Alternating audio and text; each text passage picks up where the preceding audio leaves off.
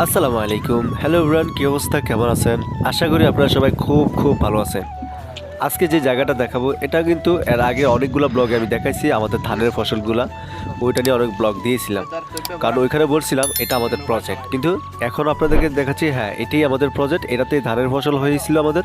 আর এখনও ধানের আগাছা কাটা হয়নি, কারণ জমিতে অনেক পানি হয়ে গেছে। এখন এটা প্রজেক্ট হবে, বিগত 15 থেকে 20 দিন পরে এই আগাছাগুলো কেটে একদম ফ্রেশ করে দেওয়া হবে। পুরো দেখতে সাগরের মতো দেখা যায়। অবশ্যই পরবর্তী আরও একটা ব্লগে ইনশাল্লাহ ভিডিও নিয়ে আসবো, তাহলে ওটা দেখলে বুঝতে পারবেন। তো এখন আমরা আসছিলাম একটু ঘোরার জন্য, এটা হচ্ছে বিকেল টাইম। তো একটু বলতে কি অনেক বাতাস ছিল, আকাশের অবস্থা যদিও ভালো ছিল না, তারপর আমরা বের হয়েছি নৌকা নিয়ে। নৌকাটা অনেক ছোট ছিল, যেটা দিয়ে আপনার গরুর জন্য ঘাস কাটা হয়। ছোট নৌকা, একদম ছোট নৌকা। তারপর আমরা তিনজন অনেক কষ্টে উঠেছি। তো এটা একটা ছোট নৌকা ছিল, এটা নিয়ে আমরা বের হয়েছি ঘোরাঘুরি করার জন্য, কারণ প্রজেক্টের যে মাঝখানটা খুবই ফ্রেশ ছিল, এটা আপনারা দেখেই বুঝতে পারতেছেন। আর আকাশের অবস্থা খুবই বাজে ছিল, খুবই বাজে। যদিও বাতাসটা বোঝা যায় না, প্রথম একটু বুঝতে পারছেন বাতাস ছিল অনেক। আর আকাশ অবস্থা খুবই বাজে ছিল, কারণ মানে আস্তে আস্তে অন্ধকার হতে শুরু করছে। যদিও আপনারা ক্যামেরাতে তেমন একটা বোঝা যায় না, কিন্তু শেষ অংশে টুকটাক বুঝতে পারবেন।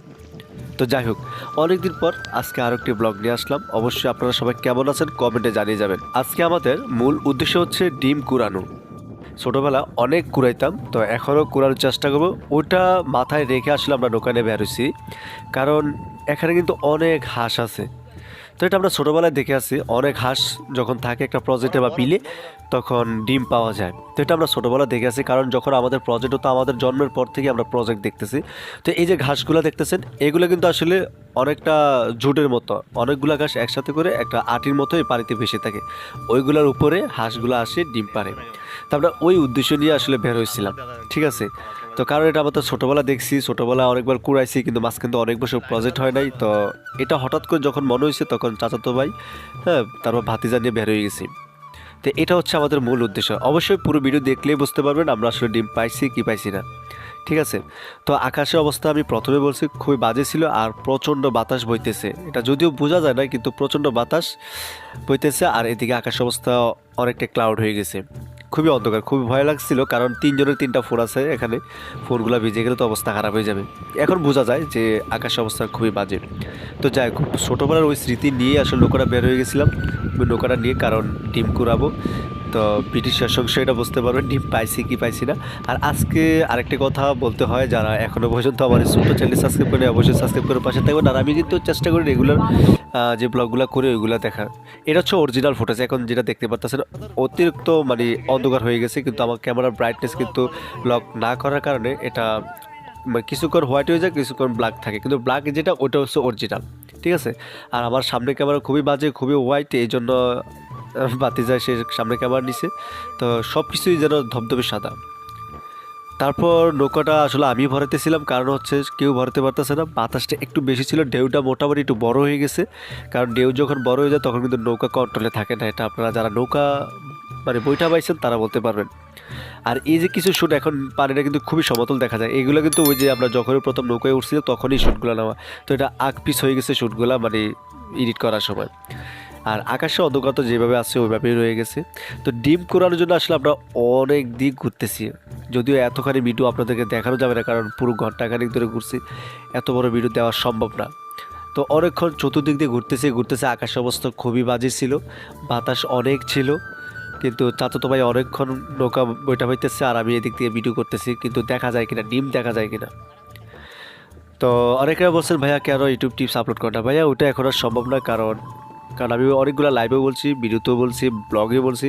কারণ আমার ড্রিম ছিল ব্লগ নিয়ে কাজ করার, কিছু একটা কারণে ওইটা আর হয় নাই। ওটা আমি লাইভে বলছি কেন হয় নাই।